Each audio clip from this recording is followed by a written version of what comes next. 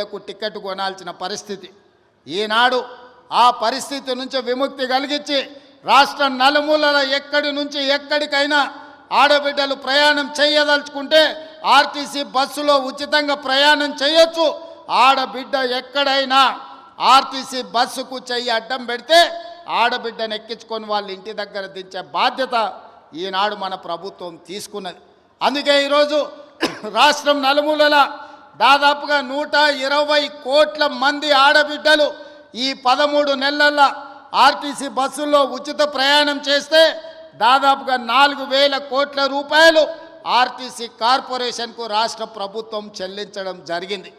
ఈ విధంగా రైతులకు అదే రుణమాఫీ, నిరుద్యోగ యువకులకు ఉద్యోగ ఉపాధి అవకాశాలు, ఆడబిడ్డలకు ఆర్టీసీలో ఉచిత ప్రయాణం, అదే విధంగా 500 రూపాయలకే సిలిండర్, పేదవాడి ఇంటికి ఉచిత విద్యుత్తు, ఈ పథకాలన్నిటిని అమలు చేసినాం. ఇవి సరిపోతాయా అంటే సరిపోదు. పేదవాడికి ఇంకా ఆదుకోవాల్సిన అవసరం ఉన్నది.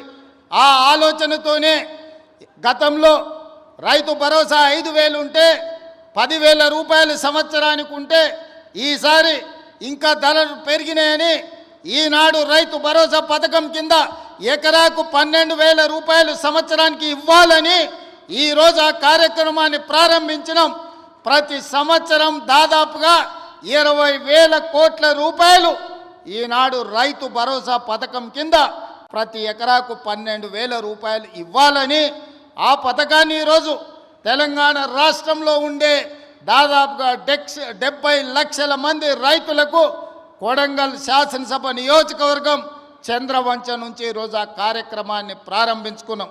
ఈరోజు జనవరి 26 బ్యాంకులకు హాలిడే ఉన్నది.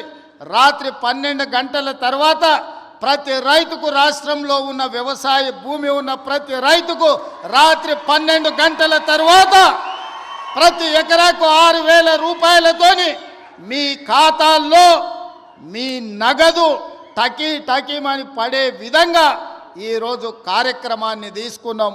ఇంత గొప్ప కార్యక్రమం, ఈ రాష్ట్రంలో ఉండే లక్షలాది మంది రైతాంగ కుటుంబాలను ఆదుకోవాలన్న కార్యక్రమం ఇవాళ కొడంగల్ శాసనసభ నియోజకవర్గం చంద్రవంచ గ్రామం నుంచి ప్రారంభించుకోవడం మనందరికీ సంతోషం.